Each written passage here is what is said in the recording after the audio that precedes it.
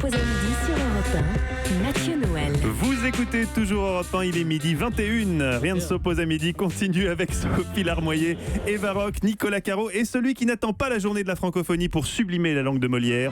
Lui qui chaque jour émaille ses chroniques de citations des plus grands auteurs français. Aimons-nous vivants. Par exemple, Guy Carlier ce midi, vous nous promettez une chronique ambitieuse. Vous allez décrire un monde qui s'éteint pour laisser place à un ordre nouveau. Oui, c'est ça. Ne prenez pas les propos qui vont suivre pour de la suffisance ou de la vanité. Mais ce matin, à 5h03, quand j'ai débuté l'écriture de cette chronique, je me sentais, pourquoi le cacher, en état de grâce. Oh, je n'en tire aucune fierté, car lorsque Madame l'Inspiration vient m'envahir avec autant de force, c'est comme si une puissance divine guidait mes doigts sur le clavier. Oui, une puissance divine, car qui d'autre que Dieu peut, à 5h03, c'est-à-dire avant même d'être allé faire caca, me pousser à écrire un texte aussi sublime sur la marche du monde que celui qui commençait ainsi. Nous voici donc à l'aube, une aube qui pourtant ressemble au crépuscule, le crépuscule d'un monde qui s'éteint et qui voit peu à peu disparaître derrière l'horizon nos utopies et nos illusions. Mais dans la lumière naissante de cette aube, voilà qu'apparaît également un monde nouveau qui s'éclaire peu à peu dans le jour qui s'éveille, un monde chargé d'angoisse, certes, un monde qui bouscule nos certitudes, un monde qui nous fait peur peut-être, mais un monde passionnant dont il est porteur de défis à relever pour les générations futures, pour nos enfants, en matière de grandes mutations humaines et spirituelles. Et à cet instant, je sentais que de la même façon que la postérité gardera pour toujours les sermons de Bossuet, aigle de Meaux, je lui léguais les chroniques de Carlier, faucon d'Argenteuil. À cet instant précis, donc, où le faucon d'Argenteuil s'envolait la crête des idées dans l'azur de la création, j'ai reçu un message d'Eva Rock me disant « J'ai un bon thème de chronique pour toi » auquel elle joignait la photo d'une double page du Parisien intitulée « Le jambon beurre reflète notre portefeuille ».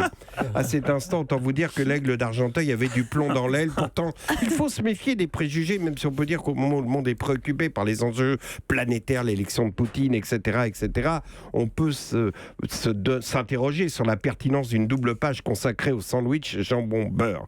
Mais méfions-nous des préjugés. Je me suis dit, Guy, lis cette double page que t'a envoyée Eva sans idée préconçue, car elle est peut-être patiente. Et effectivement, imaginez ma surprise lorsqu'en lisant attentivement cette double page du Parisien consacrée au jambon-beurre, je me suis rendu compte qu'elle était encore pire que ce que j'avais imaginé, c'est-à-dire qu'elle n'offre pas le moindre intérêt, mais comme Eva est rédactrice en chef, je suis contraint de vous en parler et de dire « Ah, c'est une excellente idée ce jambon-beurre ». Non, on apprend des choses, je suis sévère. On apprend notamment qu'il existe un indice appelé l'indice jambon-beurre, destiné à mesurer l'évolution du coût de la vie à travers l'évolution du prix du jambon-beurre, dont le directeur se nomme Monsieur Boutboul, Monsieur Bernard Boutboul. Le mec est directeur de l'indice jambon-beurre. T'imagines l'escroquerie. Bonjour, qu'est-ce que vous faites dans la vie? Je suis directeur de l'indice jambon-beurre. Enfin bon.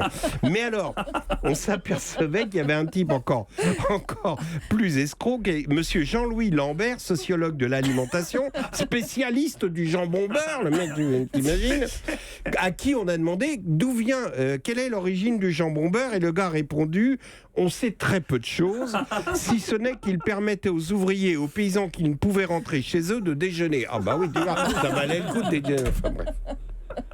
Bon, sinon, ils ont dessiné une carte de France dont on voit 2,48 à Tulle, 3,29 à Metz, 15 € à Paris, enfin bref, sans intérêt. Donc je te demande, toi l'auditeur qui me suit depuis toutes ces années, peux-tu imaginer une seule seconde que je sois passionné par un article intitulé « Le jambon-beurre reflète notre portefeuille ». Alors pour toi, auditeur, voici ma chronique. Nous voici à l'aube, une aube qui pourtant ressemble au crépuscule, le crépuscule d'un monde qui s'éteint et qui voit peu à peu disparaître l'horizon, nos utopies et nos illusions de faire des chroniques intéressantes.